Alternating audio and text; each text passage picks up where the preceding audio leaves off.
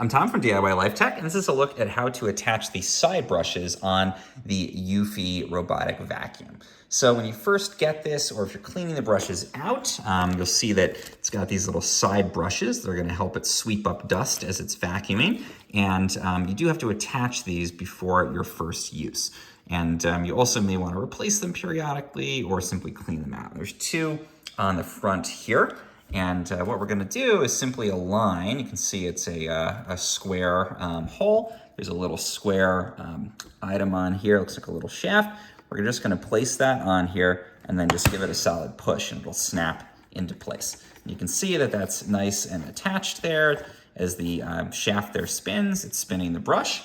And we can take the one on the other side and just, again, snap that in. So you have to give it, a fairly solid push to get it to snap. But once that happens, you should hear that snap of it getting into place, just like that. And now we've got our brushes on, and we are ready to clean.